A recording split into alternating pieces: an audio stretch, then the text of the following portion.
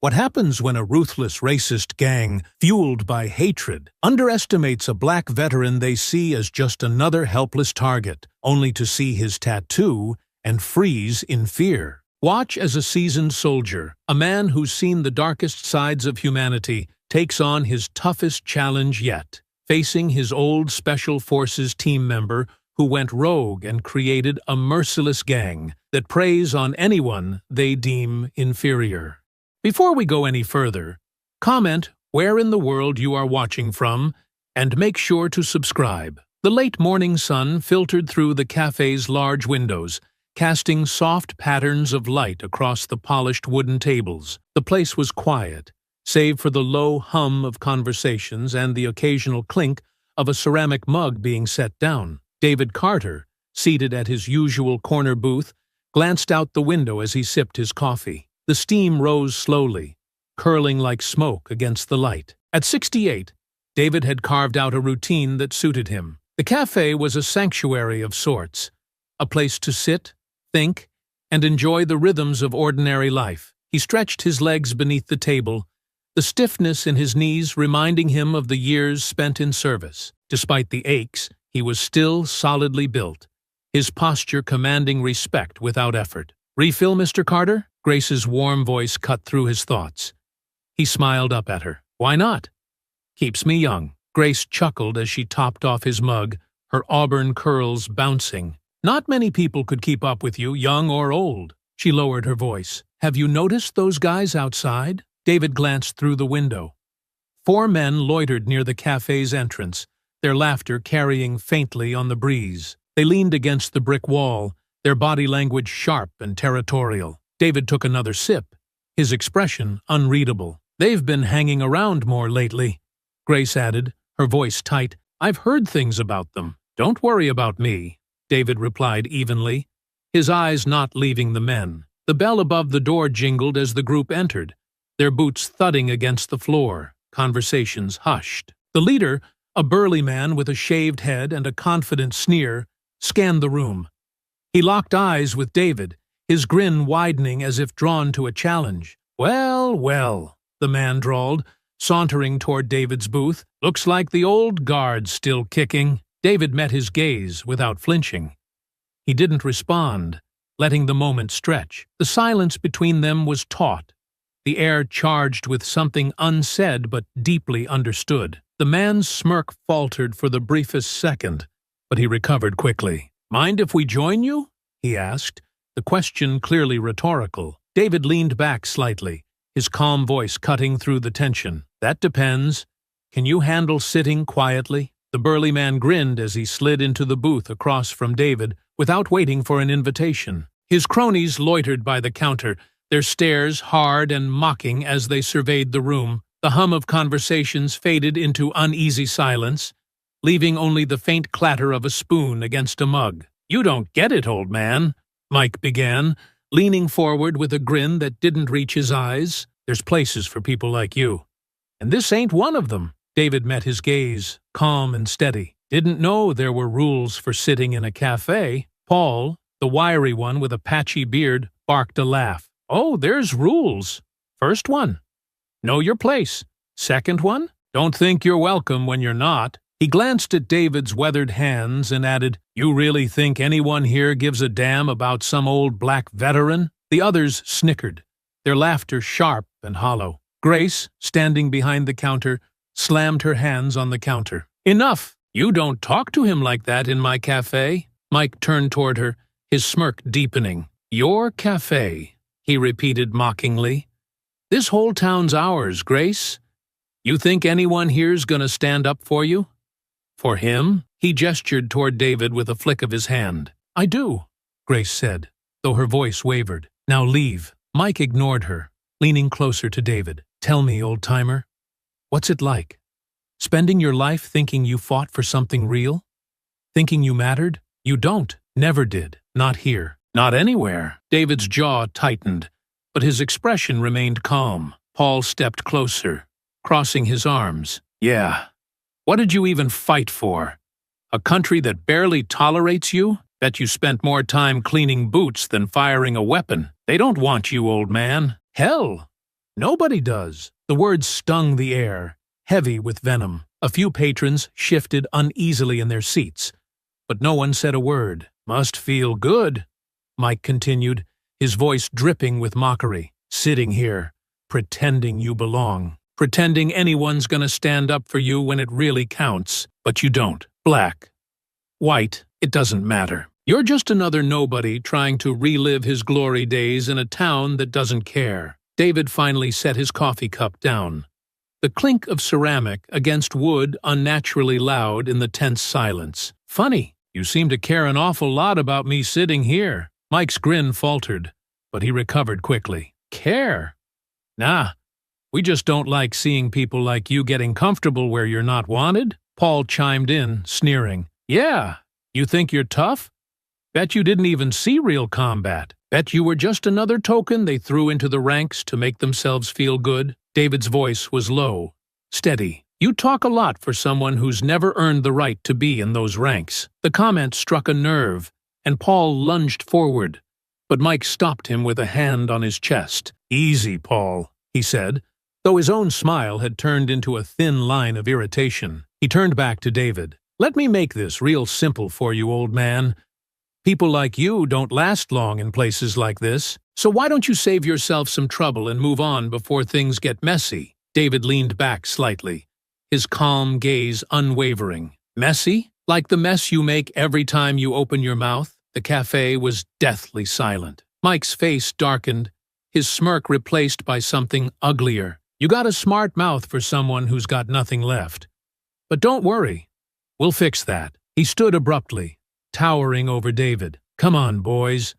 Let's leave the war hero to his coffee. We've got more important things to do. The gang moved toward the door, but as they reached it, Mike turned back, his voice loud enough for everyone to hear. But hey, if you're feeling brave, maybe come see us outside, old man. Let's see if you've still got any fight left in you. Paul laughed, adding, Yeah, show us what a big, tough soldier you are. Bet you won't even make it down the block without needing a nap. Mike smirked one last time and spat on the floor near David's booth. That's for all the worthless soldiers who thought they were good enough.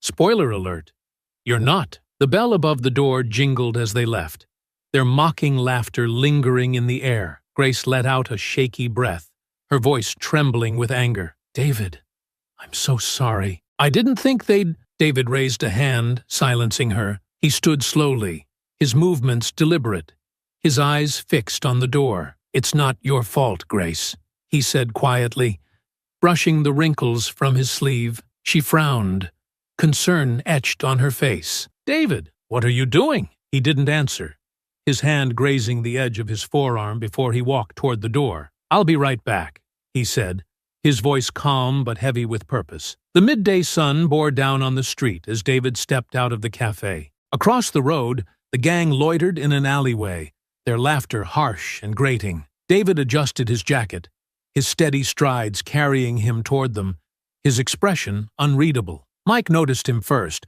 and let out a mocking laugh. Well, well, looks like the old man found his courage. What's the matter, Grandpa? Couldn't handle us having the last word? David stopped a few feet away, his gaze sharp. You left before you finished your story.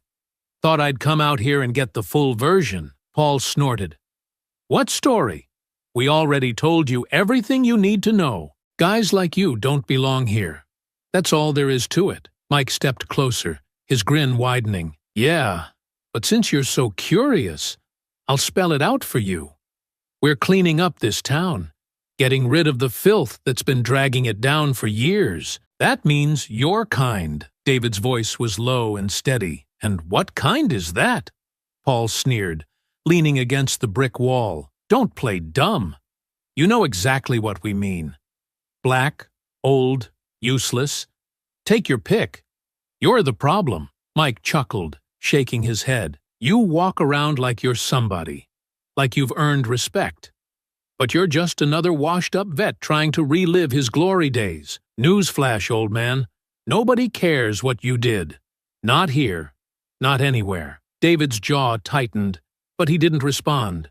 Letting their words hang in the air, Paul pushed off the wall, stepping closer. You think anyone's going to stand up for you? Nobody wants you here, and if you're too stupid to figure that out, maybe we ought to teach you." Mike smirked. "Yeah, you look like you could use a reminder about who runs this town." David finally spoke, his voice calm but sharp. "You think running your mouth makes you powerful?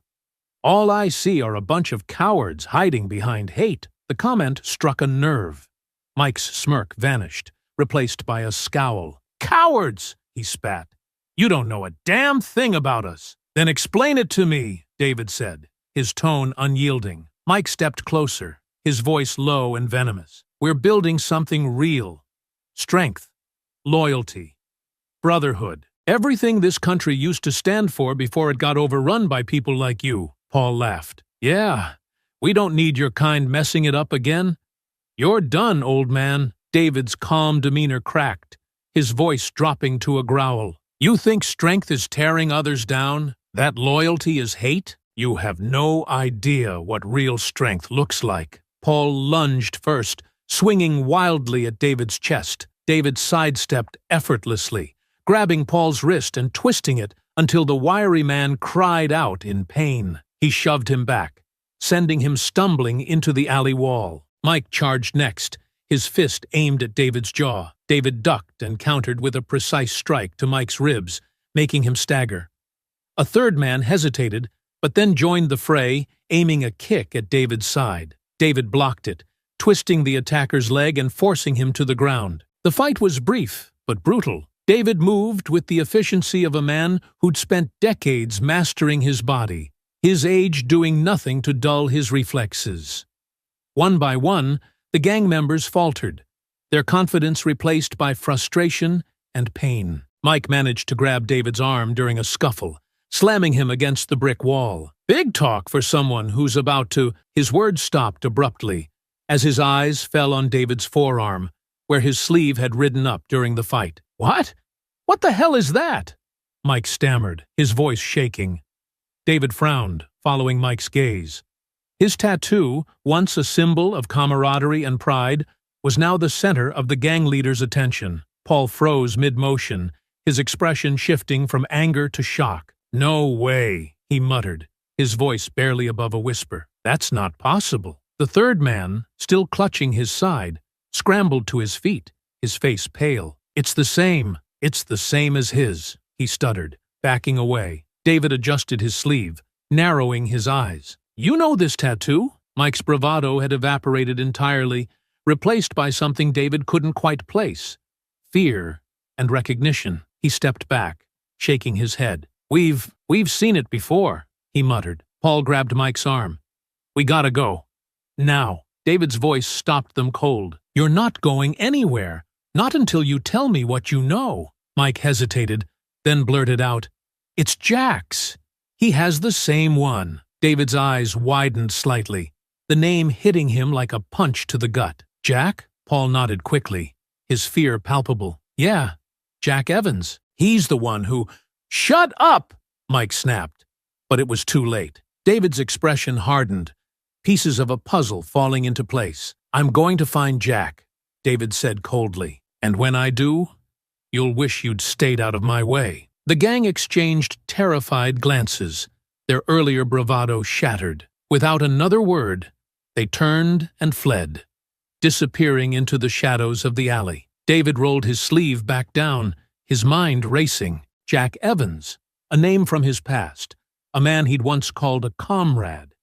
And now, a man who was clearly at the heart of something far darker than David had imagined. As he turned back toward the cafe, his resolve hardened. This wasn't over, not by a long shot. The cafe was quieter than usual when David stepped back inside, the door's bell ringing softly above him.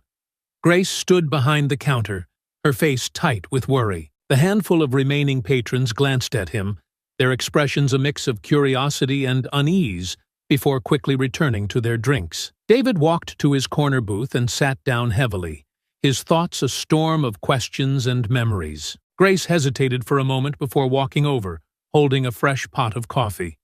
She set it down on the table and slid into the seat across from him. "What happened out there?" she asked, her voice low but urgent. David didn't answer right away. He stared at his hands, his sleeve now pulled back into place, hiding the tattoo that had rattled the gang. His voice, when he finally spoke, was calm but edged with tension. They recognized something they shouldn't have. Grace frowned, confused. Recognized what? David hesitated, then unbuttoned his cuff and rolled his sleeve up just enough to expose the intricate tattoo. Grace leaned closer, her brow furrowing. What is it? It's a mark, David said, his voice heavy with meaning. A mark of the unit I served with. Elite forces. We called ourselves the Ghosts. He paused, letting the weight of the words sink in. Not many people know about us, and the ones who do, they don't forget. Grace stared at the tattoo, then at David, her concern deepening. And they knew what it was? David nodded. They knew. They recognized it immediately. And they mentioned a name. Jack Evans. He leaned back, crossing his arms as his eyes narrowed in thought. He was part of my unit. We served together, but we never saw eye to eye. Jack always had ideas, twisted ideas about loyalty, strength, and what it meant to be part of something bigger. Grace's voice dropped to a whisper. Do you think he's connected to them, to that gang? David's jaw tightened. It's not a coincidence. Jack's the type who'd twist what we stood for into something ugly. If he's leading them, it means he's taken the values we bled for and turned them into a weapon for hate. Grace's hands trembled slightly as she clasped them together. What do you think they're planning? Why are they here? David shook his head. I don't know yet. But whatever it is, it's bigger than some punks harassing people in a cafe. They talked about cleaning up the town and taking it back. His voice grew colder. It's hate, plain and simple, and Jack's behind it. Grace glanced at the other patrons, lowering her voice further. You're not thinking of getting involved, are you? David, these people are dangerous. David met her gaze, his eyes steely. I've faced dangerous people before, and I'm not about to let them poison this town with their hate, especially not if Jack's involved. Grace leaned forward, her voice urgent. You're not in the field anymore, David. You're one man. What if they come after you, or after the cafe? David's lips pressed into a thin line. If they come after me, they'll regret it. And if they think they can bully this town into submission, they've got another thing coming. He paused, then added, I need to know more about them. Where they operate, what they're planning. Can you think of anyone who might have seen or heard something? Grace thought for a moment before nodding. There's a guy who works nights at the gas station on Main. He's always talking about the trouble they cause. Says he sees them hanging around a warehouse by the old train tracks. Maybe he knows something. David nodded. That's a start. If they've got a base of operations, that's where I'll begin. Grace reached out, her hand briefly touching his arm. Just be careful, David. I've seen the way they look at people who stand up to them. They don't just want to hurt you. They want to make an example out of you. David's expression softened slightly. I've been an example before, Grace. This won't be the first time. He rolled his sleeve back down and buttoned it. But, thank you. Grace hesitated, then stood up, pouring another cup of coffee for him before walking back behind the counter. David watched her go, his mind already turning over what he'd learned. Jack Evans. After all these years, it made sense now. The fear he'd seen in their eyes when they recognized the tattoo. Jack had always been a leader, but not in the way that inspired trust or camaraderie.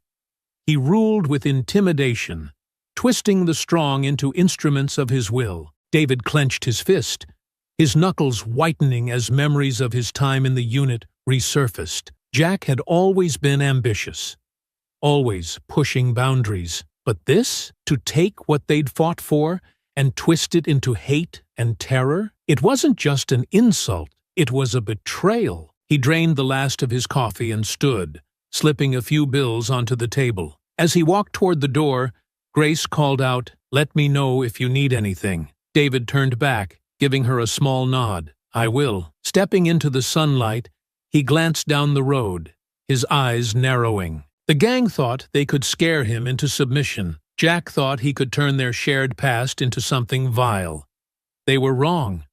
David Carter was no stranger to danger. And this fight, it was only just beginning. The sun dipped low in the sky as David approached the edge of town, his boots crunching softly on the gravel road. The air smelled faintly of rust and oil, a lingering reminder of the trains that had once passed through the now abandoned tracks. Ahead, the outline of the warehouse came into view, a hulking structure of corrugated metal and shattered windows, its edges softened by overgrown weeds. David slowed his pace, scanning the area.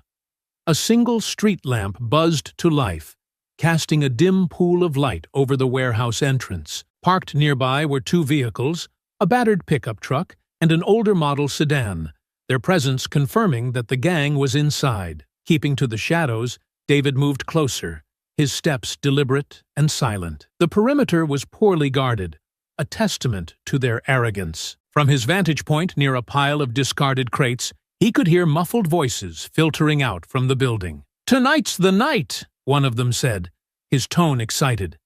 "Jack said it's time to send a message. Show everyone we're not messing around." David's jaw tightened. He crouched lower, edging toward a partially open window. Peering inside, he spotted three men gathered around a folding table, a crude map spread out before them. "What about the cafe?" another voice asked. David recognized it immediately. "Mike, that woman keeps giving us trouble. Maybe we should deal with her first." David's grip on the windowsill tightened, but he forced himself to remain still, listening. "No," Mike continued, jabbing a finger at the map. "We start with the houses on the edge of town. Hit them where it hurts. Jack says we need to make it clear this is our territory now. They don't leave. They burn." David felt a surge of anger rise in his chest. The gang wasn't just content with intimidation. They were escalating to destruction, targeting families and livelihoods. "Paul's out getting the supplies," another man said. "We'll hit the first house just after midnight. Jack said to leave a mark, so they know who's behind it." David's mind raced. They weren't just thugs. They were organized, their violence deliberate and calculated. And Jack's name hung over every word like a shadow, his influence shaping their every move. One of the men leaned back in his chair, his laughter harsh and grating. "And what about the old man from the cafe? Mike said he put up a fight." Mike scoffed. "That fossil? He's nothing. Let him try to stop us again. Jack's got plans for him anyway. Says he wants to handle it personally." David's stomach twisted. Jack wasn't just leading them. He was orchestrating every move. And now, David was firmly in his sights. He ducked lower as one of the men stood, stretching and heading toward the door. "Gotta take a leak," the man muttered, stepping outside. David pressed himself against the wall, holding his breath as the man passed within feet of him, oblivious to his presence. When the door slammed shut, David moved quickly, scanning the table again. His eyes locked on the map, where red circles marked several locations around the town. The cafe was one of them. He needed more information. Moving toward the rear of the warehouse, he found a narrow side door. It was locked, but a firm twist and a shove with his shoulder dislodged the rusted latch. He slipped inside, careful to keep to the shadows. The interior of the warehouse was a chaotic mess of stacked crates, tools, and discarded beer cans. In the center of the room, the table stood under a dim bulb. David moved closer, his eyes darting between the map and the scattered papers. Names and addresses were scribbled hastily in the margins, targets for the gang's planned attacks. His eyes narrowed as he scanned the map, committing the locations to memory. These weren't random acts of violence. Jack was targeting specific people, likely those who opposed him or represented the diversity he sought to erase from the town. The sound of footsteps echoed from the far end of the warehouse. David slipped behind a stack of crates, his muscles coiled and ready. The man who had gone outside returned, scratching his head as he rejoined the others at the table. "Paul back yet?" the man asked. Mike shook his head. "Not yet, but he'd better hurry. Jack's expecting us to be ready when he gets here." David's heart quickened. Jack was coming tonight. This was his chance to learn more, to confront him, even. But first, he needed to get out undetected. As the men resumed their conversation, David eased his way back toward the side door. His movements were practiced and silent, but the tension was palpable. One wrong step, one accidental sound, and he'd have 3 men to deal with before Jack even arrived. He slipped outside, the cool night air a stark contrast to the stifling heat of the warehouse. Moving quickly, he returned to the shadows near the vehicles, his mind already planning his next move. The gang wasn't just posturing. They were preparing to escalate, their hatred ready to ignite into violence. And Jack was at the center of it all, pulling the strings with ruthless precision. David clenched his fists as he headed back toward town. He'd seen enough to know the fight ahead wouldn't be easy. But if Jack thought he could use their shared past to spread terror, he was about to learn just how wrong he was. The sun dipped low in the sky as David approached the edge of town, his boots crunching softly on the gravel road. The faint scent of rust and oil lingered in the air near the abandoned train tracks, where the warehouse loomed like a forgotten giant. Its corrugated metal walls were streaked with grime, and shattered windows dotted its frame, offering glimpses of the shadowed interior. David stopped a few yards away, crouching behind a pile of discarded crates. 2 vehicles sat parked near the warehouse, a battered pickup truck and a sedan with peeling paint. Voices drifted from inside, muffled but agitated. Keeping to the shadows, David edged closer, his steps silent. As he approached an open window, the voices became clearer, their tone tinged with malice. "Tonight's the night," one of the men said, his words clipped and eager. "Jack wants us to hit 'em hard.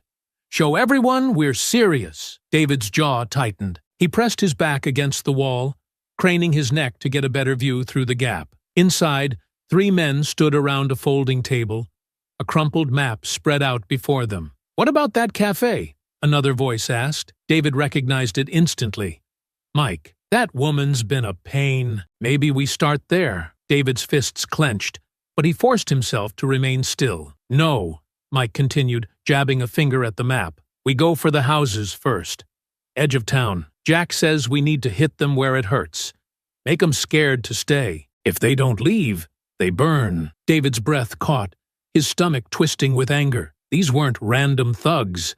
Their plans were calculated, designed to terrorize and destroy. "Paul's getting the supplies," another man said. "Should be back soon. Once we've got the gear, we start at midnight." "Jack's orders." One of the men leaned back, a cruel laugh escaping his lips. "And the old guy from the cafe? Think Jack's still gonna deal with him?" Mike scoffed. "That fossil? He's nothing. Jack says he's got a special plan for him. Wants to make an example of him, just like the rest." David's pulse quickened. Jack wasn't just orchestrating this violence. He was making it personal. He ducked lower as one of the men stood, stretching and heading toward the door. "Gotta take a leak," the man muttered, stepping outside. David pressed himself flat against the wall, holding his breath as the man passed within feet of him. When the door slammed shut, David moved quickly, scanning the table again, his eyes locked on the map, where red circles marked locations around the town. The cafe was one of them. He crept toward the rear of the warehouse, finding a rusted side door. A firm twist and shove dislodged the latch, and David slipped inside. The air was thick with the smell of oil and sweat, the dim bulb above the table casting long shadows across the cluttered interior. Moving closer to the table, David scanned the map and the papers scattered around it. Names and addresses were scribbled in the margins, targets for the gang's attacks. His eyes narrowed as he committed the information to memory. These weren't random acts of violence. The gang was targeting families, business owners, and anyone they deemed unwelcome, systematically erasing those who didn't fit their twisted vision of the town. The sound of footsteps echoed from the far end of the warehouse. David ducked behind a stack of crates, his body tense. The man who'd gone outside returned, scratching his head as he rejoined the others. "Paul back yet?" he asked. Mike shook his head. "Not yet, but he'd better get here soon. Jack's expecting everything to be ready when he arrives." David's heart quickened. Jack was coming tonight. If he stayed, he might confront him face to face. But the gang's plans weren't just a threat. They were evidence. Evidence the authorities needed to stop this before it escalated. He slipped back toward the side door, his movements swift and silent. Each step felt heavier with the knowledge of what he'd learned. Arson, intimidation, and terror, all in the name of hate. Jack's hand was on all of it, his influence driving the gang's violent agenda. Outside, the cool air hit David's face like a wake-up call. The street lamp flickered above, casting long shadows as he hurried toward the road. He needed to get to the police station, and fast. The map, the addresses, the timeline. Every detail he'd gathered could be the key to stopping Jack's plans before they spiraled further out of control. As he approached the outskirts of town, Grace's words echoed in his mind. "You're one man. What if they come after you?" She was right.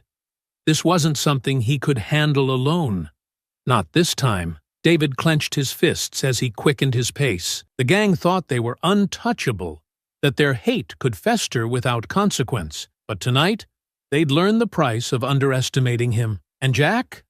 Jack would face justice, not just for his crimes, but for the betrayal of everything they once stood for. The faint hum of fluorescent lights buzzed above David as he stepped into the police station. The sterile smell of disinfectant hung in the air, mingling with the faint scent of stale coffee. A young officer sitting behind the front desk glanced up, his expression wary as David approached. "Can I help you?" the officer asked, his tone flat. David placed his hands on the counter, his voice steady but urgent. "I need to report a planned attack. A gang is targeting homes and businesses around town, starting tonight." The officer raised an eyebrow, leaning back in his chair. "A gang? Which one?" "You've seen them around," David replied, his jaw tightening. "They hang out at the cafe and the warehouse by the old train tracks. Their leader's name is Jack Evans." The officer's expression shifted slightly, but he didn't seem alarmed. "Do you have proof of this planned attack?" David's patience thinned, but he kept his tone measured. "I was at their warehouse. I saw the map they're using to mark targets. They're planning to start burning homes at midnight. Families are in danger." The officer frowned, typing something into his computer. "You were trespassing on their property." David leaned forward, his voice sharp. "Are you seriously more concerned about trespassing than stopping them from burning this town to the ground?" The sharpness of his tone caught the attention of another officer, a middle-aged man with graying hair, who approached the desk. "What's going on here?" David turned to face him. "Your department has a gang problem. I just came from their hideout. They're planning an attack tonight, and they're starting with homes on the edge of town." The older officer studied David, his expression unreadable. "Who are you?" "David Carter, retired military." He rolled up his sleeve, exposing the tattoo. "Jack Evans was in my unit. He's the one leading this." Recognition flickered in the officer's eyes, but it was quickly masked. He glanced at the younger officer, who seemed more confused than concerned. "Let's step into my office," the older officer said, gesturing toward the back. David followed, the door clicking shut behind them. The office was cramped, cluttered with paperwork and faded photos of community events. The officer sat down, gesturing for David to do the same. "Look," the officer began, his tone softer. "I've heard of Jack Evans. His name's come up before, but nothing's ever stuck. If what you're saying is true, we'll handle it. But we need more than just your word." David's frustration boiled beneath the surface. "You don't need more than my word. I saw the map. I heard them planning. They've got addresses, people they're targeting. What more do you need?" The officer sighed, rubbing his temples. "This isn't the movies, Carter. We can't just storm into their warehouse without evidence. You said there's a map.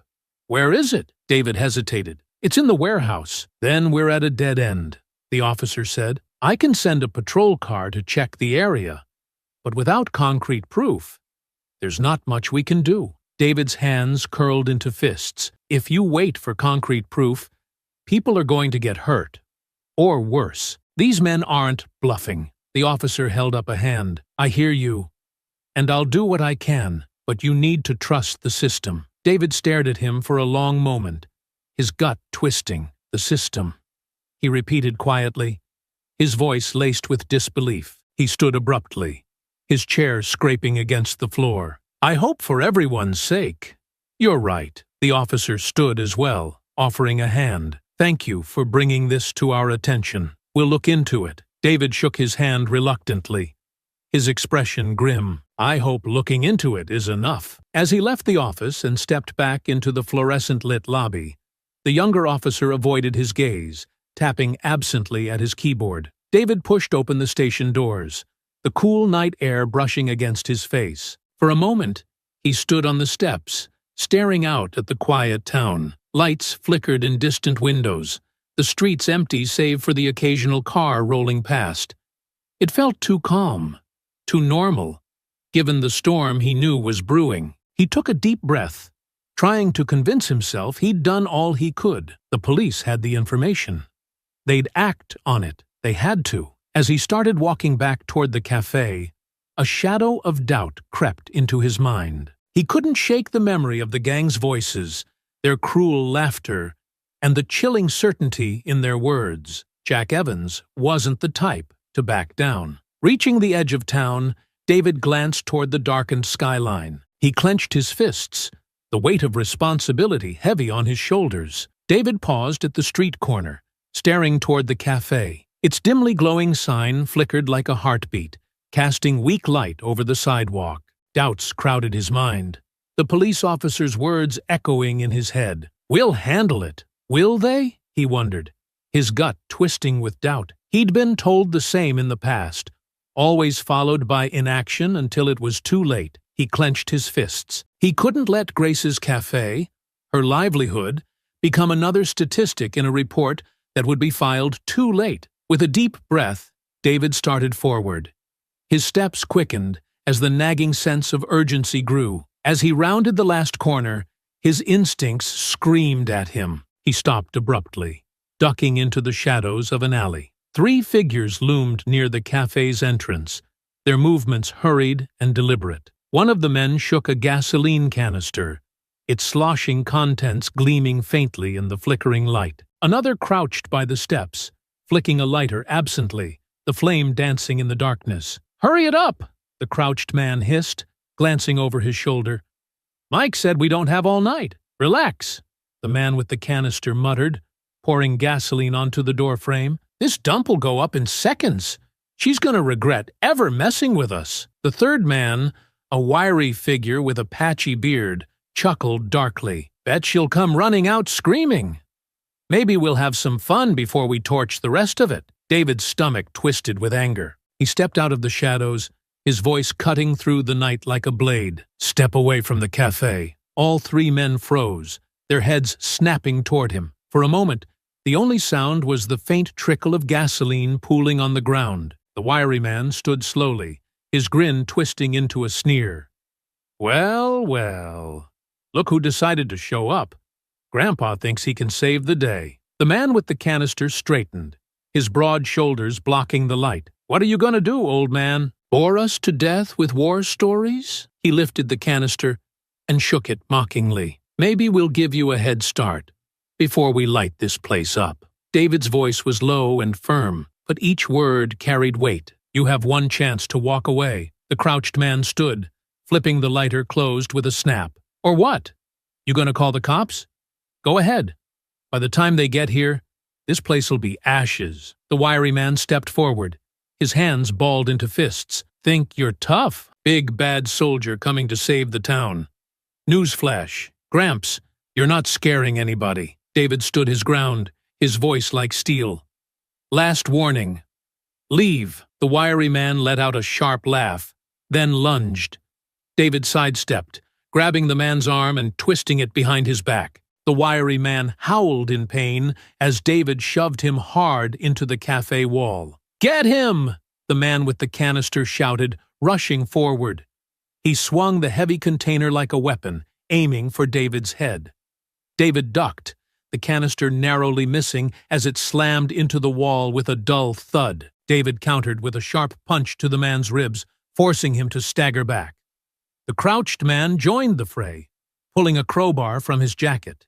He swung wildly, the metal whistling through the air. David blocked the strike with his forearm, wincing at the impact, but staying focused. With a quick step, he grabbed the crowbar and yanked it free, tossing it aside.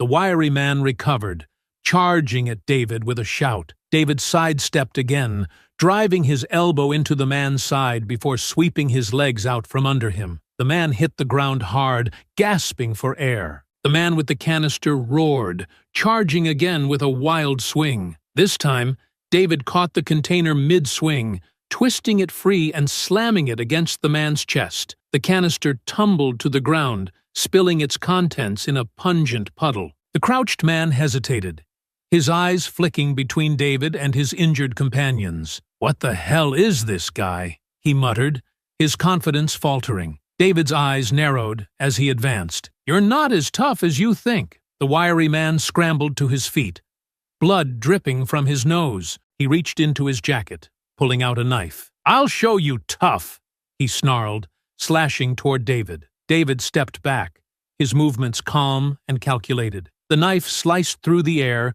but met only empty space. David grabbed the man's wrist, twisting it sharply. The knife clattered to the ground as the wiry man screamed in pain. "Enough!" the man with the canister shouted, clutching his chest. "We're done!" David released the wiry man, who stumbled backward, clutching his wrist. The three men exchanged panicked glances before the tallest of them growled, "This isn't over. Jack's gonna make sure you pay." David's expression didn't waver. "Tell Jack I'm waiting." The three men staggered away, disappearing into the shadows. David stood still, his chest heaving as he scanned the area. The gasoline canister lay abandoned near the cafe door, its contents soaking into the ground. The cafe door creaked open behind him, and Grace stepped outside, her face pale and drawn. "David, what's going on? Are you hurt?" David turned to her, his voice tight with controlled anger. "They were going to burn it down. They weren't bluffing." Grace's hands trembled as she looked at the canister. "Didn't you call the police? What are they doing?" David shook his head, his jaw clenched. "They said they'd look into it. This is their version of action." Grace wrapped her arms around herself, fear flashing across her face. "What now?" David's gaze shifted toward the horizon, where the faint glow of the warehouse district loomed in the distance. His voice was cold and resolute. "We don't wait. We stop this ourselves." David sprinted through the quiet streets, his breath coming in sharp bursts. His boots struck the pavement in a steady rhythm, but his thoughts were anything but. The cold night air burned in his lungs, but it was nothing compared to the fire of regret gnawing at his chest. "I should have done more." The image of the warehouse map flashed in his mind, the red circles marking homes, businesses, and lives about to be shattered. He'd memorized those locations, convinced it was enough to pass the information to the police. Convinced they would act.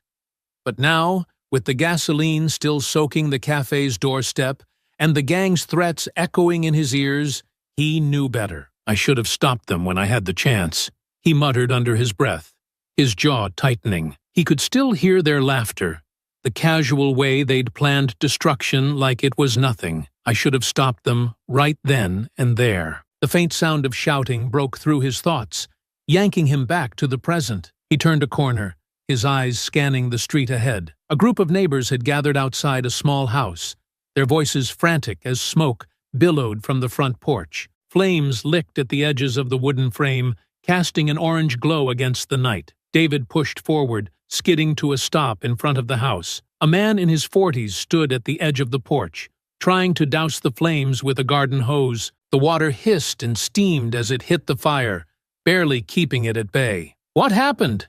David demanded, his voice cutting through the chaos.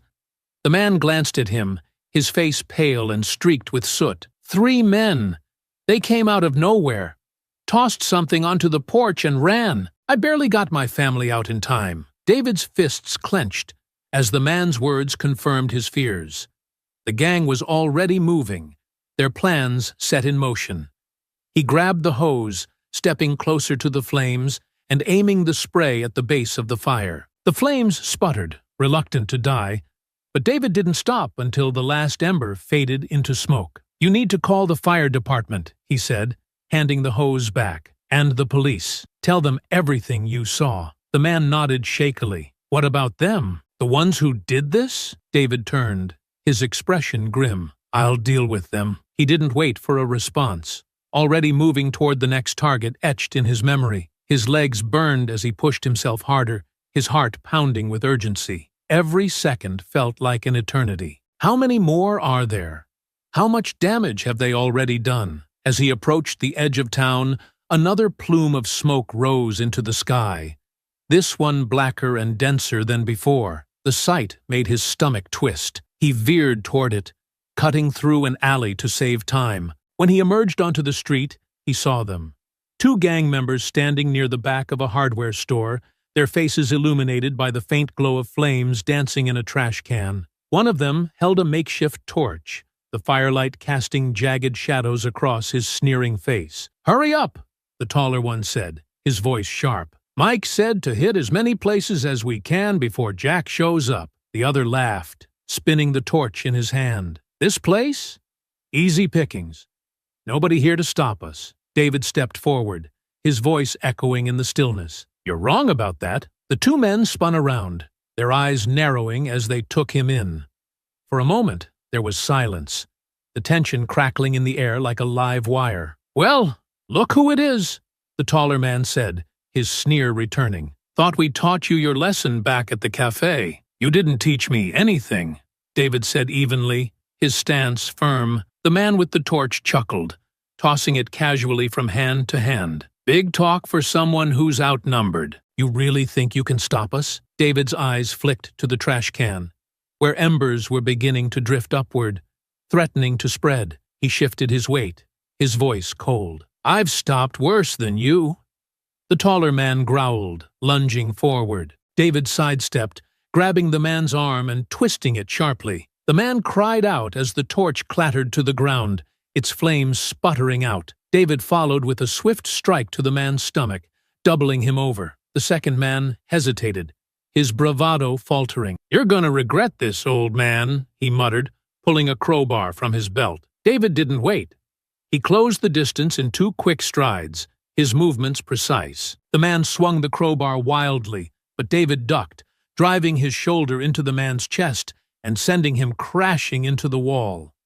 The crowbar hit the ground with a metallic clang, and the man scrambled to his feet, clutching his ribs. "You're done," David said, his voice like ice. The man exchanged a panicked glance before turning and fleeing into the shadows. David watched them go, his chest heaving as he caught his breath. The embers in the trash can had begun to die.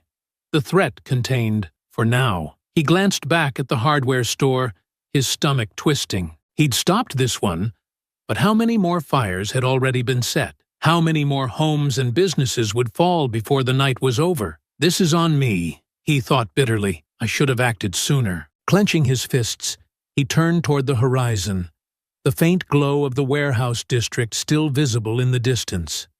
The regret burned hotter than the fires he'd extinguished, but he wouldn't let it stop him. He still had work to do. David's lungs burned as he pushed himself down the empty streets, his senses sharp despite the exhaustion creeping in. The faint wail of a siren cut through the night, making him pause. He turned toward the sound, spotting flashing blue and red lights bouncing off nearby buildings. He ran toward the source, his boots pounding against the pavement. As he turned the corner, he came upon a scene of chaos. 2 police cruisers were parked haphazardly in the street, their lights flashing wildly. An officer stood near a patrol car, shouting into his radio, while another was engaged in a scuffle with 2 gang members near a storefront. One of the gang members swung a bat at the officer, who dodged and tackled him to the ground. The second gang member turned to run, but stopped short when he saw David approaching. "What the hell?" the man spat, raising a wrench in his hand. David didn't hesitate.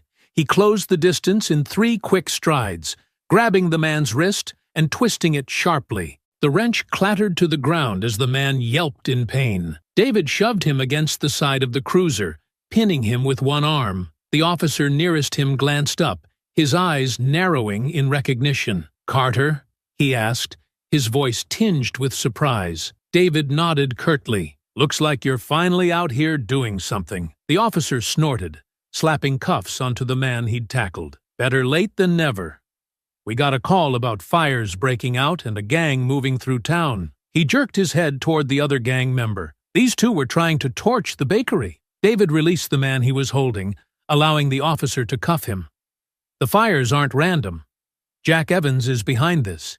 He's got them working in teams, hitting specific targets. The officer's expression darkened. Jack Evans? You serious? Dead serious, David replied. I saw the map at their warehouse. They've planned every attack. If we don't stop them now, they'll burn half the town before sunrise. Another officer jogged over, wiping sweat from his brow. We've got reports of more fires on the north side. It's spreading faster than we can keep up. David's jaw tightened. You need someone who knows their tactics. Let me help. The officer hesitated, glancing at his partner. You sure about this? He's right, the first officer said. If he knows their plans, we'd be stupid not to use him. The second officer nodded reluctantly. Fine, but you stay with us. No going rogue. David smirked grimly. No promises. The three piled into one of the cruisers, the engine roaring to life as they sped toward the next location. David sat in the back, his mind racing. He rattled off the addresses he'd memorized from the map, directing the officers to the most likely targets. They're working in teams, he explained, 2 or 3 at a time, hitting places they think are easy targets. They're counting on you being too slow to keep up. The officer driving clenched the wheel tighter. Not tonight. They're not. The cruiser skidded to a stop in front of a small auto repair shop, where 2 gang members were smashing windows and tossing bottles filled with gasoline through the openings. Flames were already licking at the edges of the building as David and the officers jumped out. Freeze! One of the officers shouted, drawing his weapon. The gang members turned, their faces twisting in panic. One of them threw the empty gasoline bottle at the officer, who ducked as it shattered against the patrol car. The other bolted toward the alley, but David was faster. He sprinted after the fleeing man, his boots pounding against the pavement. The man glanced over his shoulder, his eyes wide with fear. "Stay away, old man!" he shouted, pulling a knife from his belt. David didn't slow. When the man lunged, David sidestepped, grabbing his arm and twisting it behind his back. The knife fell with a clang, and David shoved the man into the alley wall, pinning him there. "You're done," David growled, his voice cold. The officer caught up moments later, slapping cuffs onto the man as David stepped back, his chest heaving. The second gang member had been subdued near the patrol car, and the officers quickly moved to extinguish the flames spreading through the repair shop. David stood back, his fists clenched as he surveyed the scene. One of the officers approached him, his face grim. "That's 2 teams down, but we're still getting reports of fires on the south side. You think Jack's there?" David's eyes narrowed. "If he's not, he will be soon. He'll want to see the damage for himself. We need to move now." The officer nodded. "Then let's go." As they climbed back into the cruiser, David's resolve hardened. He'd let Jack and his gang go unchecked for too long. Tonight, that ended. The cruiser screeched to a halt outside the warehouse, its flashing lights illuminating the crumbling structure. David stepped out, his eyes scanning the darkened exterior. The warehouse loomed ahead, its broken windows glowing faintly from the dim bulbs inside. "He's here," David said firmly, his voice steady despite the tension in the air. "This is where they regroup. It's their base." The officer closest to him frowned. "Makes sense. They'd fall back here after the attacks. We've got reports of a few fires already stopped, but there's still teams unaccounted for." David nodded grimly. "Jack's orchestrating everything from here. He's not out there setting fires, he's pulling the strings." As they approached the open loading dock, the faint hum of voices reached them. David motioned for the officers to stay low, and they crept toward the entrance. Inside, a group of gang members gathered around Jack, who leaned casually against a stack of crates. His posture was relaxed, but his eyes flicked toward every movement in the room, sharp and calculating. "Mike's team screwed up," one of the gang members muttered, pacing back and forth. "They barely got out of there." "Doesn't matter," Jack replied, his tone calm but commanding. "We've done enough to scare this town. By morning, they'll know who's in charge." "What about Carter?" another asked, glancing nervously toward the warehouse entrance. "He's out there, isn't he? He's not going to stop." Jack smirked. Carter's a relic.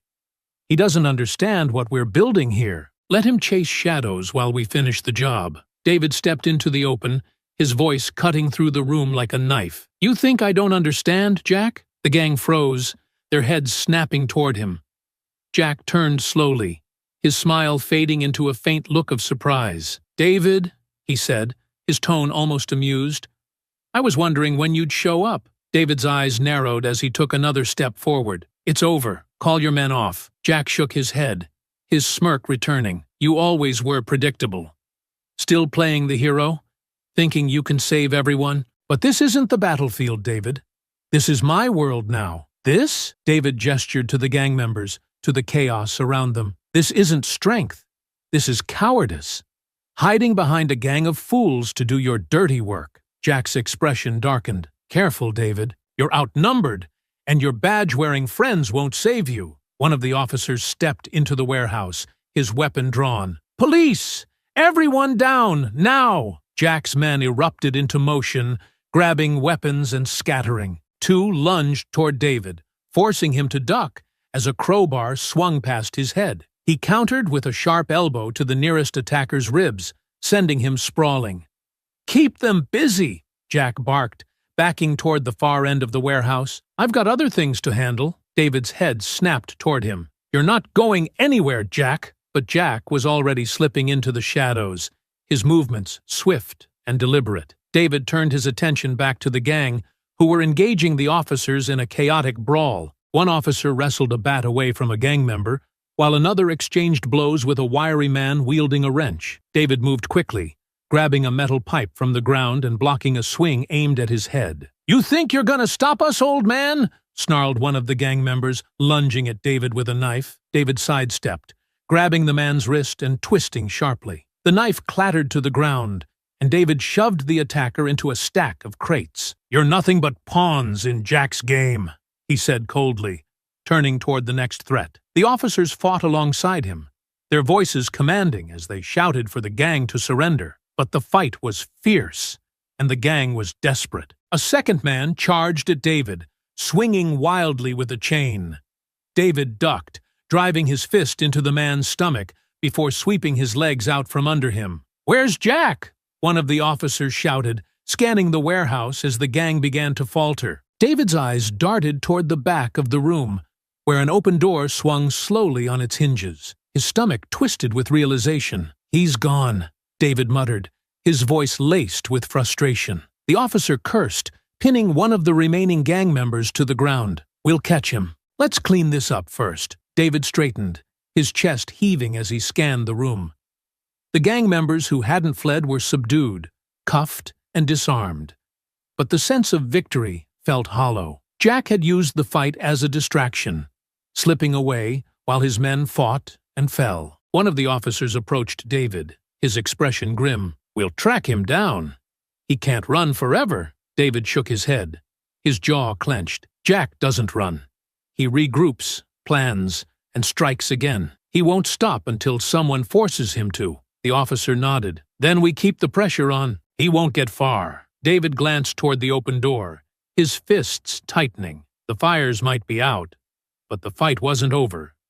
Not as long as Jack was still free. The faint glow of dawn began to creep over the horizon as the chaos inside the warehouse subsided. The gang members who hadn't escaped were cuffed and lined up against the wall, their heads hung low in defeat. Officers moved methodically through the space, cataloging weapons, gathering evidence, and tending to minor injuries from the fight. David stood near the open loading dock, his fists clenched as he stared at the darkened street beyond. His breath still came in short bursts, but it wasn't the fight that had him on edge. It was Jack's escape. "Carter!" one of the officers called, approaching with a clipboard in hand. "We've got most of them rounded up.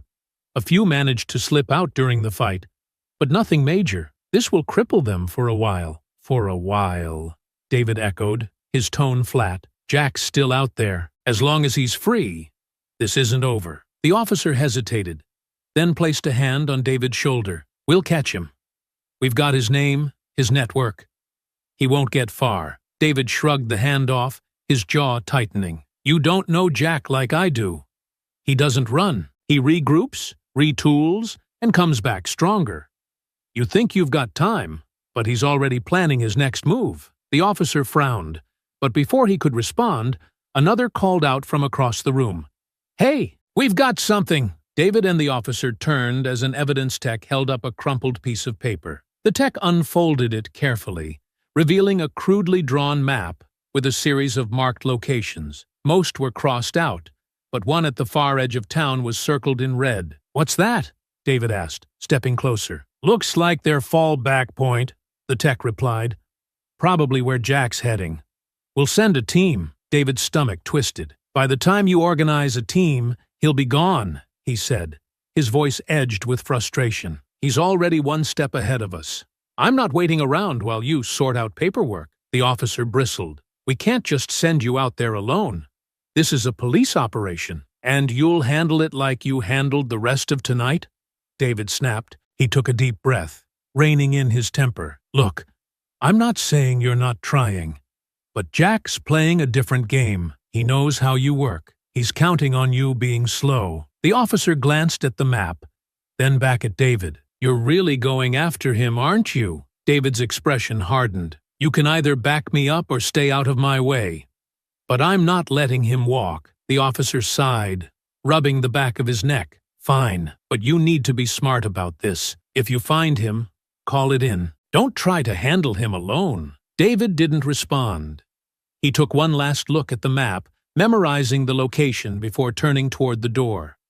As he stepped outside, the cool morning air hit his face, carrying the faint smell of smoke and ash. The town was waking up to the aftermath of the gang's destruction.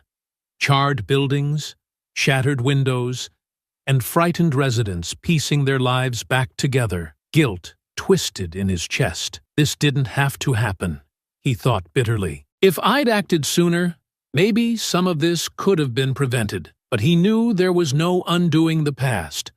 All he could do now was stop Jack before the damage got worse. He walked quickly, his steps purposeful, as he left the warehouse district behind. Memories of Jack flooded his mind as he moved through the quiet streets. They'd once been brothers in arms, bound by a code that meant everything to David. But Jack had always walked a fine line, questioning orders, challenging authority, and embracing a darker interpretation of strength and loyalty. "I should have stopped him back then," David thought. "I saw the signs. I knew what he was capable of." He shook his head, trying to push the thoughts away. Regret wouldn't help him now. Jack was a threat, not just to the town, but to everything David stood for. He couldn't rely on anyone else to deal with him. Not the police, not the system. This was personal. As he neared the edge of town, the landscape became sparser, the buildings giving way to open fields and patches of forest. The location marked on the map wasn't far now, a secluded property hidden from view, the perfect place for Jack to regroup. David stopped for a moment, taking a deep breath as he checked the small knife tucked into his boot. He wasn't armed like the police, but he had something far more important: the training, the discipline, and the resolve that had kept him alive through countless battles. "This ends tonight," he muttered to himself, his voice low but firm. The faint chirping of birds heralded the coming dawn. But David's focus was locked on the task ahead. Jack thought he could slip away, that his gang's destruction would cover his tracks. But he'd underestimated David Carter. David tightened his grip on his resolve and stepped forward, the faint glow of Jack's fallback location just visible in the distance. He was ready for whatever came next. David moved through the underbrush with practiced precision, his breath steady despite the tension knotting in his chest. The faint glow of a fire flickered through the trees ahead, drawing him toward a dilapidated cabin barely visible in the gloom. Jack's vehicle was parked haphazardly in front, its tires caked in mud. David crouched low, scanning the area for movement. The night had gone eerily quiet, save for the faint crackle of the fire. No guards, no ambush, just the telltale calm before a storm. He crept closer, his fingers brushing against the hilt of his knife. Pushing the door open slowly, he entered the cabin, his boots silent on the creaking floor. Jack was there, sitting near the fire with his back turned, a bottle of whiskey in one hand. "Took you long enough," Jack said without turning, his voice calm and mocking. David stepped further inside, his stance ready. "You've been busy," Jack chuckled, taking a long swig before setting the bottle down. "Always. You know me? Can't sit still for long. Burning homes, terrorizing families," David said coldly. "You've crossed too many lines, Jack. It's over." Jack finally turned, his face partially lit by the fire's glow. A faint smirk tugged at his lips. "Over?" he repeated, leaning back lazily. "No, David. This is just the beginning. But hey, it's nice of you to stop by. You always did have a knack for showing up late." David's fists clenched, his voice hard. "You've betrayed everything we stood for, everything we fought for." Jack's smirk twisted into something darker. "We fought for a lie, David. Rules, loyalty, honor. They're all chains. The world doesn't care about men like us. I figured that out a long time ago." "You didn't figure anything out," David shot back. "You gave up. You're too weak to face what we really stood for. So you built this nightmare to hide from your own failure." Jack's eyes narrowed, the firelight reflecting in them like a predator's glare. "Careful, David. You're walking on thin ice." David stepped closer. "No more games. No more running. This ends here." Jack's expression hardened. In one fluid motion, he rose from his seat, pulling a knife from his belt. "You think you can take me, old friend? Let's see if you've still got it." Jack lunged. The blade aimed for David's chest. David twisted to the side, deflecting the attack with his forearm and countering with a sharp elbow to Jack's ribs. Jack grunted but didn't falter, swinging the knife in a wide arc. David ducked, landing a quick jab to Jack's jaw that staggered him. Jack recovered quickly, his movements fluid and deliberate. "Still quick," he muttered, circling David like a predator. "But let's see how long you last." David kept his guard up, his eyes locked on Jack's every move. "I've been through worse than you, Jack. You don't scare me." "Good," Jack said with a grin. "Fear makes things boring." He lunged again, feinting left before slashing toward David's side. David sidestepped, grabbing Jack's wrist and twisting sharply. Jack winced, but used his free hand to drive a punch into David's stomach, forcing him to release his grip. David stumbled back, but quickly regained his footing. "You've always been full of dirty tricks," he said, his voice steady. Jack shrugged, his smirk returning. "It's not about tricks, David. It's about winning." The two clashed again, their movements fast and brutal. Jack's knife flashed in the firelight as he aimed for David's shoulder, but David blocked the strike with his forearm, using the momentum to drive Jack back against the wall. Jack retaliated with a sharp kick to David's shin, forcing him to step back. "You've slowed down," Jack taunted, wiping blood from the corner of his mouth. "Guess time's catching up with you." David smirked grimly. "Not enough to let you win." Jack charged, the knife in a reverse grip. David ducked low, sweeping Jack's legs out from under him. Jack hit the ground hard, but rolled to his feet in one fluid motion, slashing upward as he rose. The blade grazed David's arm, drawing a thin line of blood. "You always were too soft," Jack sneered, pressing the attack. "That's why you couldn't stop me before." David deflected the next strike, twisting Jack's wrist until the knife fell to the ground. Jack didn't hesitate. He lunged with his bare hands, grappling with David as the two slammed into the table. The whiskey bottle shattered, its contents soaking the wood and filling the air with a sharp, acrid scent. The fight turned raw, the two men trading blows with a ferocity born of years of shared history and betrayal. Jack landed a solid punch to David's ribs, but David countered with a headbutt that sent Jack reeling. "Is this all you've got?" Jack spat, blood dripping from his nose. "No wonder they forgot about you.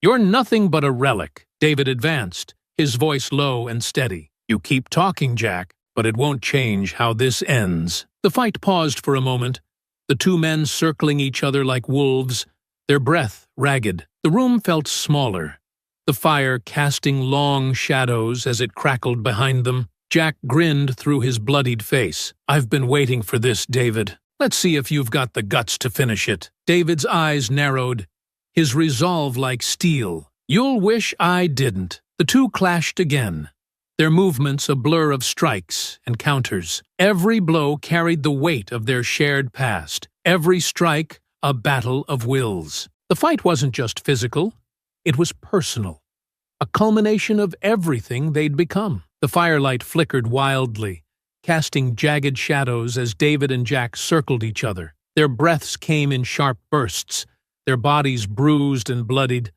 but neither man showed any sign of stopping. The cabin seemed smaller now, the air thick with the scent of smoke, whiskey, and sweat. "You always thought you were better than me," Jack spat, his voice a low growl. "But here we are, just two broken soldiers, fighting for nothing." David wiped blood from the corner of his mouth, his gaze steady. "You're fighting for nothing.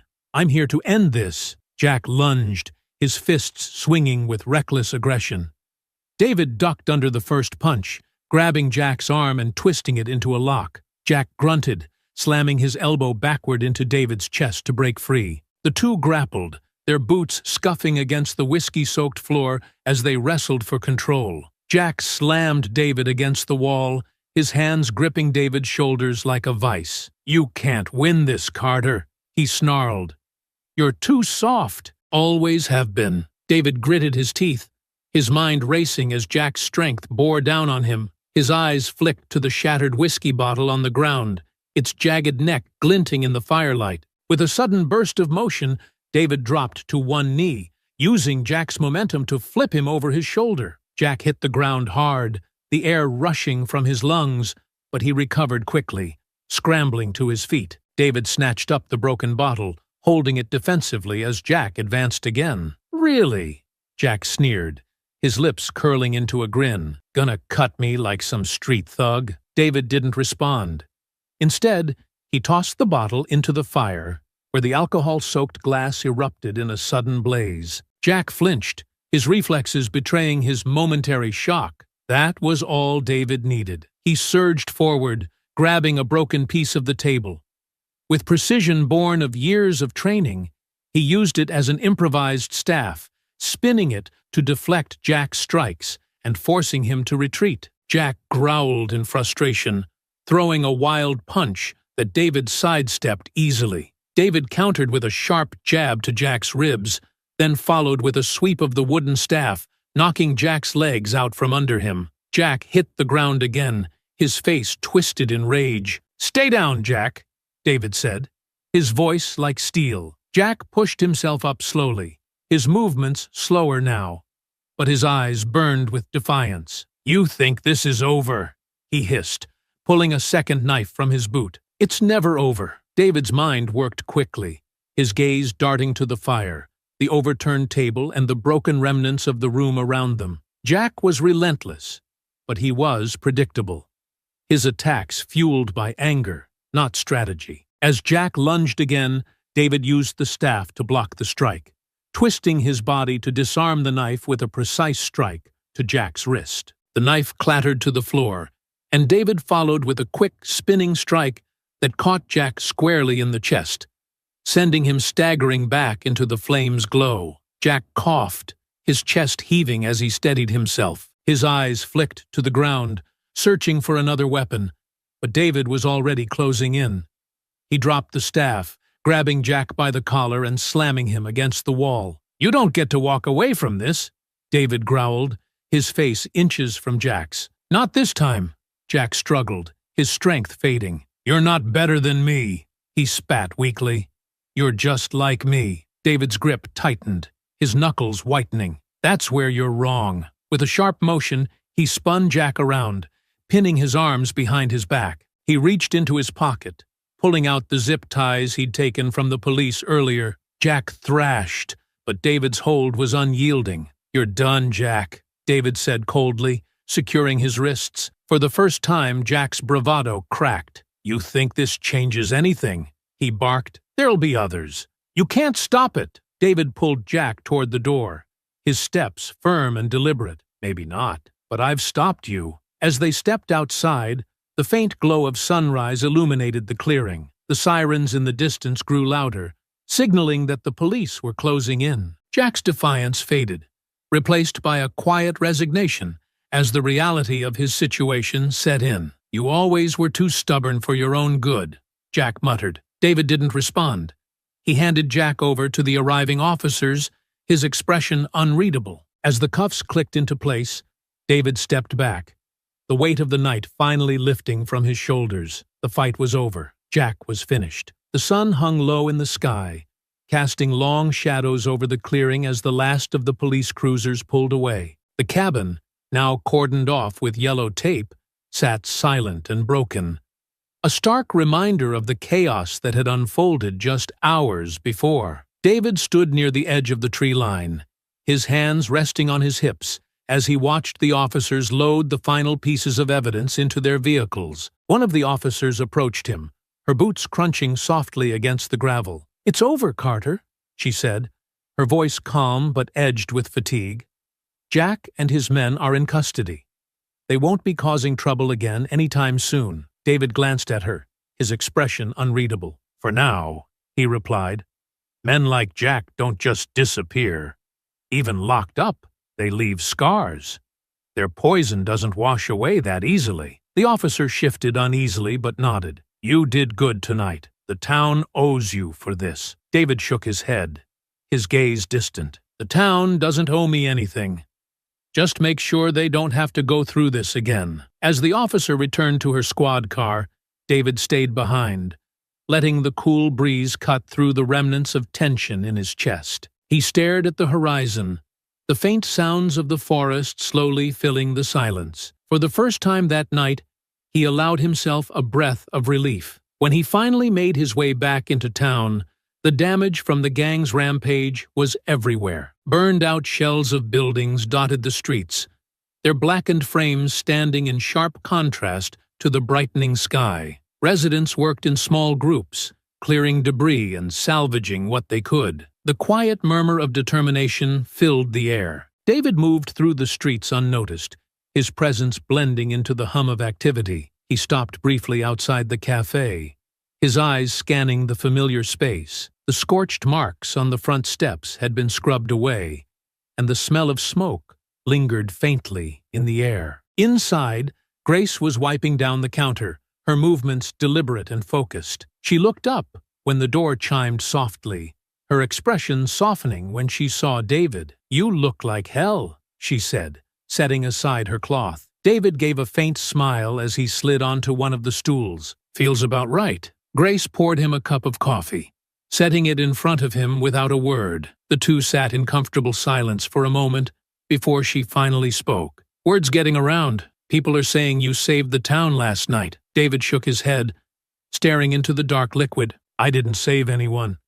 I just stopped one man from doing more damage than he already had." Grace leaned on the counter, her voice gentle but firm. "You did more than that, David. You stood up to something that's been hanging over this place for too long." "That matters." David took a sip of coffee, the warmth spreading through him as he thought about her words. "Jack's gone," he said finally, "but the damage he left behind isn't going to fix itself. People are still scared, still hurt, and they'll heal," Grace said softly. "Because people like you give them the chance to." David looked up at her, the weight in his chest easing slightly. "You're too kind, Grace. I'm just a tired old man who got lucky." She smiled faintly, reaching across the counter to pat his hand. "Sometimes, that's all it takes." As the cafe door opened and a small group of customers filed in, David stood, leaving a few bills on the counter. He paused at the door, glancing back at Grace. "You take care of yourself, you hear?" "You too," she replied, her voice steady. "And don't be a stranger." David stepped out into the brightening day, the sounds of the town slowly returning to life around him. He knew the road ahead would be long, and the scars left by Jack's actions wouldn't fade overnight. But for the first time in years, he felt a glimmer of hope. As he walked down the street, the weight of the night still lingered, but it no longer pressed so heavily on his shoulders. There was work to be done, and David Carter wasn't one to leave things unfinished. The next morning, David found himself in the police station, sitting across from the officer he'd worked alongside the night before. The station was bustling with activity, officers filing reports, suspects being processed, and evidence being catalogued. The chaos felt oddly reassuring. It meant action was being taken. The officer slid a folder across the desk toward David, his expression serious. "This is everything we've got on Jack and his crew. It's enough to make sure they see the inside of a courtroom, but it's going to take work." David opened the folder, skimming through the notes and evidence. The charges ranged from arson and assault to conspiracy and hate crimes. "It's not just about putting them away," David said, his voice calm but firm. "It's about making a statement. People need to see that this kind of hate won't be tolerated." The officer nodded. "The DA's office is on it. With what you've provided, they've got a solid case. But it doesn't hurt to have someone like you willing to testify." David leaned back in his chair, the weight of the request settling over him. He wasn't a stranger to standing up in front of a room full of people, but this was different. This wasn't just about him. It was about giving the community the closure it deserved. "I'll testify," he said, after a long moment. "Jack needs to answer for what he's done." The officer gave a faint smile. "Good, because he's already trying to weasel his way out of it. His lawyer's angling for a plea deal." David's jaw tightened. "No deals. Not for him." The officer's smile widened slightly. "That's what we're hoping for. We want him to face the full extent of the law." The conversation shifted to the other gang members, many of whom had already begun cooperating with the police in exchange for reduced charges. David listened carefully, his thoughts flickering between the events of the night before and the faces of the people whose lives had been upended. "They're scared," the officer said, pulling David from his thoughts. "They know Jack's done for, and they don't want to go down with him. They've given us names, locations, and even plans we didn't know about. It's unraveling faster than we expected." David nodded. "Good. They need to understand that following a man like Jack has consequences." As he left the station, David felt a flicker of satisfaction. Justice was moving forward, albeit slowly. But there was still more to do. Outside, he paused on the steps, watching as a group of townspeople gathered near the burned-out shell of a shop across the street. Their voices carried faintly on the breeze, a mixture of determination and anger. The sight stirred something in David, a reminder of why he'd taken this fight on in the first place. Later that day, he attended a community meeting organized at the town hall. The room was packed with residents, their faces etched with worry and fatigue. Grace waved him over to a seat near the front, her expression softening when he joined her. The mayor stood at the podium, addressing the crowd with a voice that trembled slightly, but grew stronger as she spoke. "What happened last night was a tragedy, but it's not the end. We've been tested before, and we've always come back stronger. This time will be no different." David listened quietly as the townspeople voiced their concerns. Questions about rebuilding, safety, and whether the gang's influence had truly been dismantled. When the mayor called for suggestions, David stood, his presence commanding attention. "This isn't just about rebuilding what was lost," he said, his voice steady. "It's about making sure this never happens again. Jack and his men thrived because they thought no one would stand up to them. We need to show them, and anyone like them, that this town won't tolerate hate." There was a murmur of agreement, and one of the residents stood. "What can we do?" she asked, her voice tinged with uncertainty. "We're not fighters like you." David shook his head. "You don't need to be fighters. You need to be united. Report suspicious activity.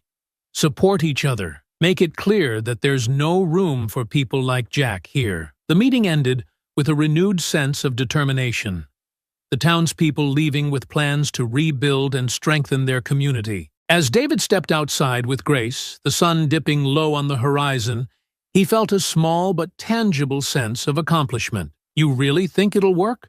Grace asked, her voice quiet. David glanced at her, his expression thoughtful. "It has to. Otherwise, everything we fought for last night means nothing." She nodded, her gaze lingering on him. "You know, you've done more for this town than you realize." David didn't respond immediately, his eyes fixed on the horizon. "It's not about what I've done. It's about what happens next." As the evening settled over the town, David walked home, his steps heavy but purposeful. Jack's trial would come, and the town would heal. But for now, David was content knowing that the fight, at least for this moment, was over. The courtroom buzzed with muted tension as people filed in, their conversations hushed and expectant. The seats were packed with townspeople, some there out of curiosity, others seeking closure for the destruction Jack and his gang had caused. David sat near the front, his broad shoulders squared and his expression unreadable.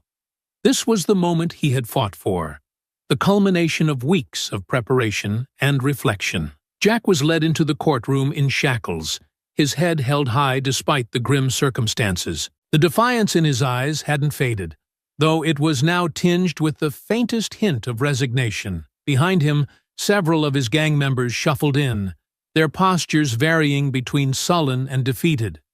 The weight of their actions and the evidence against them had finally sunk in. The trial unfolded over several days, each session exposing the gang's calculated cruelty. Prosecutors presented evidence of arson, assault, and hate crimes, weaving a damning narrative that left no room for doubt. Witnesses testified about the terror Jack and his men had inflicted on the town, their voices trembling but resolute as they recounted the events. David took the stand on the second day, his presence commanding the room. He spoke with precision and clarity, detailing the night he'd confronted Jack and his gang.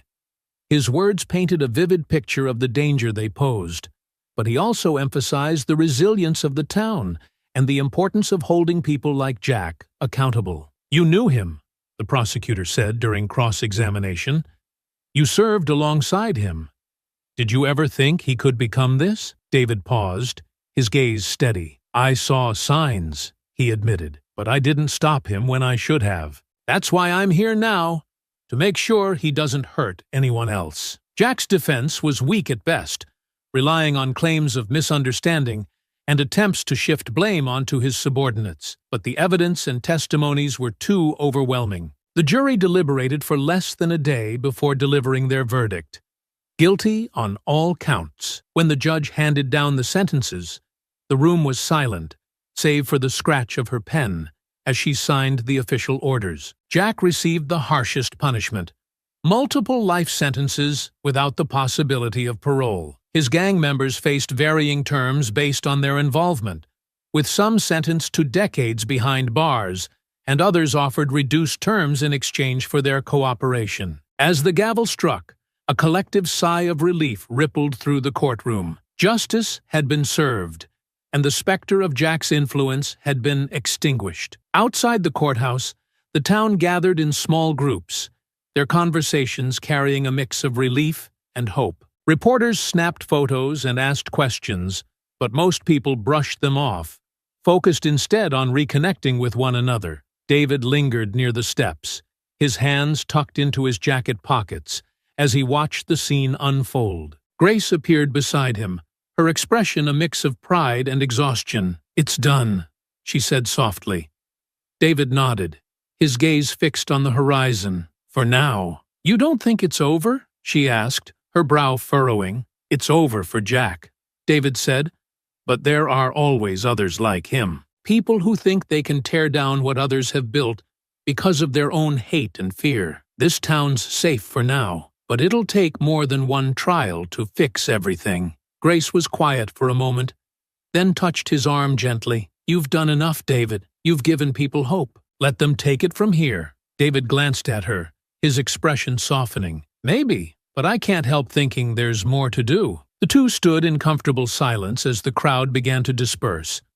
The town wasn't healed, not entirely, but it was on the path to recovery. Buildings could be rebuilt, and scars could fade. But the memory of what had happened would linger as a reminder of the strength and unity needed to prevent it from happening again. David watched as families walked away together, their laughter and conversation breaking through the lingering tension. For the first time in weeks, he allowed himself a small smile. The fight had been worth it. As the courthouse emptied and the evening settled over the town, David turned to Grace. "You heading back to the cafe?" She nodded. "You?" David shrugged, his hands still tucked into his pockets. "Not yet. Think I'll take a walk." Grace smiled faintly. "Don't be a stranger. David watched her go before turning toward the quieter streets of the town. The weight of the trial was still there, but it felt lighter now, balanced by the knowledge that justice had been served. The town was stronger than the hate that had tried to consume it, and so was he. As the stars began to dot the sky, David walked on, his steps steady and his resolve firm. There was always more work to do, but for now, he let himself breathe. The town was quiet that evening, the hum of daily life returning with slow, deliberate steps. David sat on a weathered bench in the park near the cafe, the faint sounds of rebuilding drifting on the breeze, hammers striking nails, distant voices discussing repairs. It all blended into a backdrop that felt oddly peaceful. He leaned back, his gaze fixed on the sky as the first stars began to appear. His mind wandered through the events of the past few weeks, replaying the chaos, the fear, and the triumph. The fight with Jack, the trial, the relief in the townspeople's faces. It all felt like pieces of a puzzle that had finally come together. But there was something else, something heavier that he couldn't shake. The memory of Jack's words lingered, their bitterness echoing in the quiet. "You're just like me." David clenched his fists, his jaw tightening. He had spent his entire life trying to be the kind of man who stood up for others, who protected those who couldn't protect themselves. Jack's actions had been a betrayal of everything they had once believed in. But the hardest part was knowing that he had let Jack walk away all those years ago. "I could have stopped him sooner," he muttered, the words slipping out before he could stop them. "Maybe," came a familiar voice. David turned to see Grace approaching, a steaming cup of coffee in her hands. She offered it to him with a faint smile before sitting down beside him. "But you can't live your life in the rearview mirror," she continued, her tone gentle. "You did what you could when it mattered. That's all anyone can ask." David took the coffee, letting the warmth seep into his hands. "Doesn't feel like enough," he admitted. "People got hurt. Lives were destroyed because I didn't act when I had the chance." Grace tilted her head, studying him. "Do you think you're the only one who's ever made a mistake? The only one who's ever hesitated?" She paused, letting her words sink in. "What matters is what you did after. You stood up when it counted. You made things right." David stared into the coffee, the steam rising in soft tendrils. Jack thought he was untouchable, and for a while, he was. He thrived on fear, on hate. "I didn't just fight him. I fought everything he stood for." "And you won," Grace said simply. "You gave people hope again." "That's not nothing, David." He nodded slowly, the tension in his shoulders easing slightly. "I just wish it didn't take so much." Grace smiled faintly. "The best things usually do." They sat in comfortable silence for a while, watching as the last traces of sunlight faded from the horizon. The town was far from perfect, but it was healing. The people were coming together, rebuilding not just their homes, but their sense of safety and community. David set the empty coffee cup aside, his gaze distant. "I've spent so much of my life fighting," he said quietly. "It's all I've ever known. But maybe it's time to figure out what else there is." Grace glanced at him, her expression soft. "You think you're ready for that?" David smiled faintly. "I think I might be." The sound of laughter carried on the breeze as a group of children ran past, their energy infectious. David watched them, his chest tightening with something that felt suspiciously like hope. "Maybe it's not about what I've done," he said, his voice thoughtful. "Maybe it's about what I can still do." Grace stood, brushing off her hands. "You'll figure it out," she said, her tone confident. "And when you do, you'll do it your way." David watched her walk away, the faint glow from the cafe's windows casting a warm light on her retreating figure. He stayed on the bench a while longer, letting the quiet settle over him. The weight he had carried for so long felt lighter now, replaced by something he couldn't quite name. As the stars filled the sky, David rose to his feet, his steps slow but steady. The fight with Jack was over, but the work of rebuilding, both for the town and himself, was just beginning. And for the first time in years, he felt ready to face it. I hope you enjoyed that story. Please share it with your friends and subscribe so that you do not miss out on the next one. In the meantime, I have hand-picked 2 stories for you that I think you will enjoy. Have a great day.